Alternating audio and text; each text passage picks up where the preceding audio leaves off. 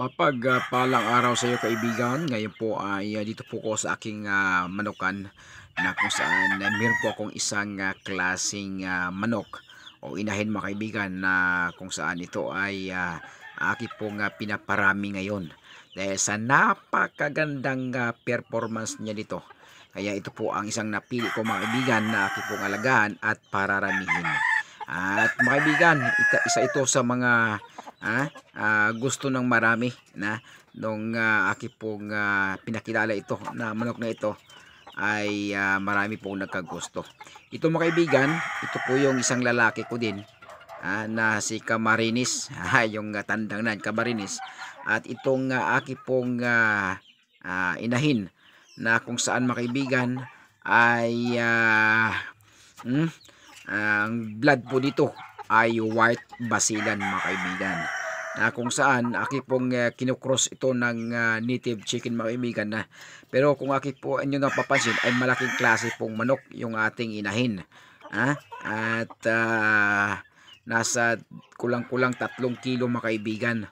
At ito po napansin ko po na ang itlog po niya ay malaki po ang itlog niya mga kaibigan.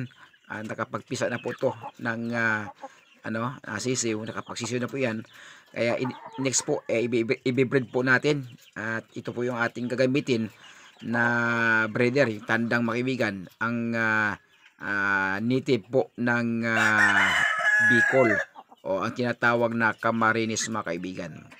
Kaya dito aki pong ino-obserbahan dito kung ano po ang maging resulta ng dalawa ito, yung white basilan at saka yung Camarines. Ayan po.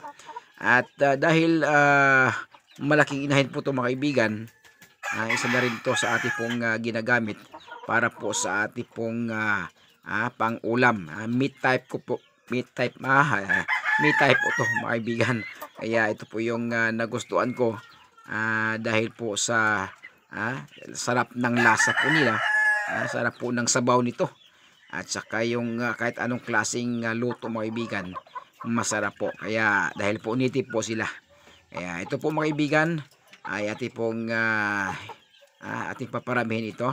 Update ko po kayo sa aking pong pagkain po rito. Baka kayo po ay magtanong sa kung ano po ang aking pinapakain mga kaibigan. Sa aking pong mga manukan mga kaibigan, dito po sa pagmalaki na po siya, yung 4 months up mga kaibigan, 4 months pataas, ang aking ginagamit mga kaibigan ay hindi na po gumamit ng feeds, kundi ang aking ginamit ay mais po mga kaibigan. Kung yung mais na buo, hindi ko po pinagiling yan dahil meron po akong makukuhaan po dito na pagkain na yung mais na tag 1950 na po ang kilo. Kaya pag malaki na po ang manok, wala na pong problema mga kaibigan dahil yun po ang aking pinapakain. Hindi po ako nag-feeds, naggagamit po ako ng commercial feeds pag yun po ay 1 to 3 months lang. Pero pag maglaki na, ay yun na po aking pinapakain, mga mais mga kaibigan. Ayan po ay ito ang aking pong isi-share sa inyo, yung aking white basilan na kung saan nakala mo po ay yung boiler pero hindi. Yan po, white basilan at saka yung ating pong tawag nito, Camarines. Yan po, shout out Ate Joy 721, Lola Vlog, Dong Henry Bag mga kaibigan, at Kabayang Iman. Shout out dyan sa Australia. At sa mga nagmamanukan po, Linda, Carpenter, shout out sa lahat. At sumusuporta po sa ating channel, ang Anthony Dal Vlog. Thank you for watching. God bless us all, and to God be the glory.